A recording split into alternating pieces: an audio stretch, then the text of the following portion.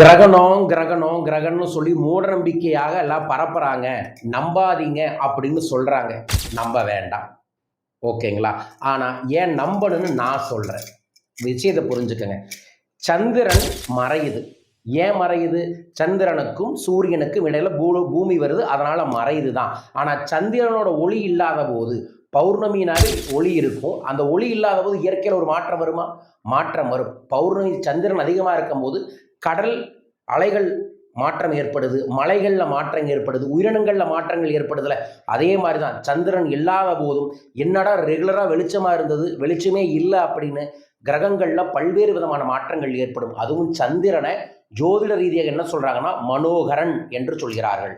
அதாவது மனதை ஆள்பவன் என்று சொல்கிறார்கள். அந்த மனதை ஆள்பவன் அந்த நாளோட ஒரு சந்திரனோட முழு பூர்ணமாக வெளிப்படக்கூடிய நாளில் அவர் வெளிப்படலைன்னா கண்டிப்பாக அது பாதிப்புகளை ஏற்படுத்தும். அதுவும் நாளைய சில முக்கியமான நட்சத்திரங்களை சொல்லியிருக்காங்க. உதாரணமாக சொன்னோம்னா சுவாதி, உத்தரட்டாதி, புரட்டாதி, அஸ்வினி போன்ற ராசிகளுக்கு சொல்லியிருக்காங்களே, அவங்கெல்லாம் மன ரீதியாக நாளைக்கு குழப்பம் ஏற்படும். தப்பாக ஏதோ ஒன்று செய்ய போவீங்க, மாட்டிக்குவீங்க. அதனால தான் விரதம் இருங்க, வழிபாடுகளை செய்யுங்க, மந்திர ஜபம் செய்யுங்க அப்படின்னு சொல்லறோம். ஆதலால் யார் என்ன சொன்னாலும் சரி, தன்னை உணர்தல் தான் தனக்கு.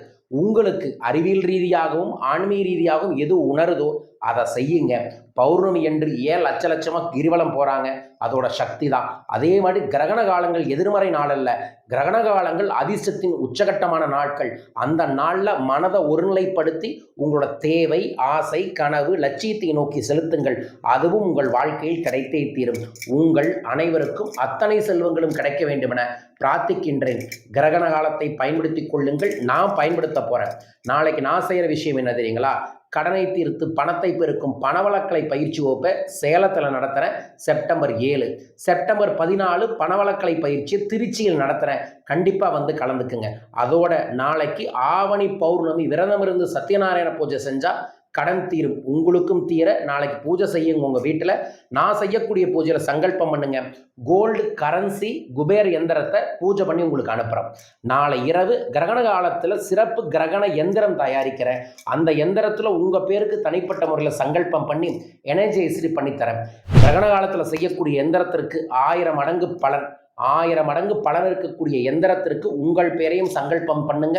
விவரங்களுக்கு தொலைபேசி எண்களை தொடர்பு கொள்ளுங்கள். இந்த கிரகண காலத்தை பயன்படுத்தி தெய்வீக அருள் பெற்று உண்மையாய் நேர்மையாய் நன்றாக உழைத்து வாழ்வில் முன்னேறுவோம். அனைவருக்கும் அனைத்து செல்வங்களும் பெருகட்டும். வாழ்க.